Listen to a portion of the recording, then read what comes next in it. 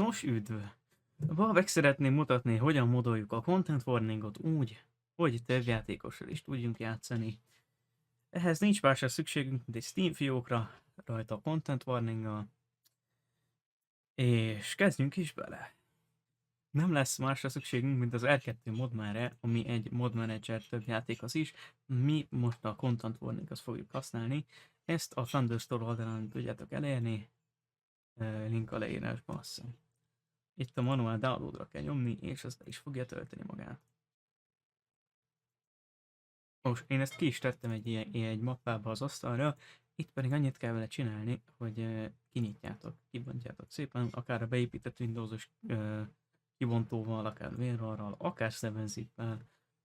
Mihelyest ez megtörtént, itt az R2 Modman Setupot exit kell elindítani, ami fel fogja telepíteni az R2 Modman a képünkre. Mihelyest ez kész van, futtassuk is. És mihelyest betöltött az R2 modban, láthatjuk, hogy itt rengeteg játékot lehet modolni.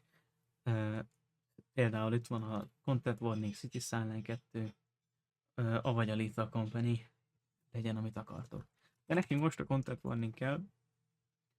Kiválasztjuk egy Select Game, és ki kell választani egy profilt, alapból a default profil van, de én ajánlom, hogy csináljunk egy újat, amit nagyon egyszerűen meg lehet csinálni. Ezt ki kell választani, és ha ezen az oldalon vagyunk, akkor az online modok közül ki kell választani a Bepinex Packet, erre szükségünk lesz.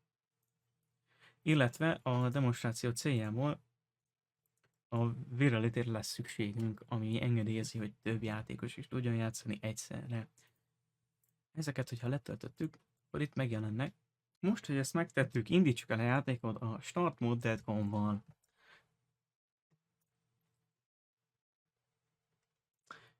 Ez elindítja a játékot, és mellette egy konzolablakot is, amit nem szabad becsukni, mert ha becsukjuk, akkor becsukja az egész játékot vele együtt.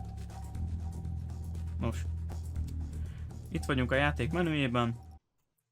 Nos, mihelyest ezzel kész vagyunk, ide a config editorba jöve, láthatjuk ezt az új fájlt.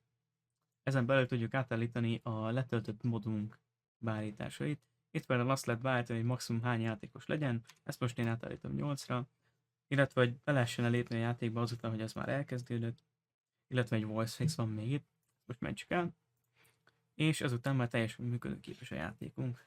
Annyit kell még tudni, hogy bármikor, amikor modoltan akartok játszani, akkor azt az R2 modmenből kell indítani, mivel a rendes Steam-es változat az modok nélkül fog indulni.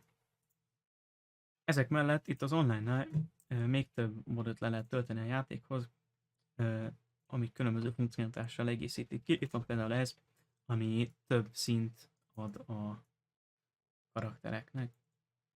Összességében ennyi, a viszonthallásra.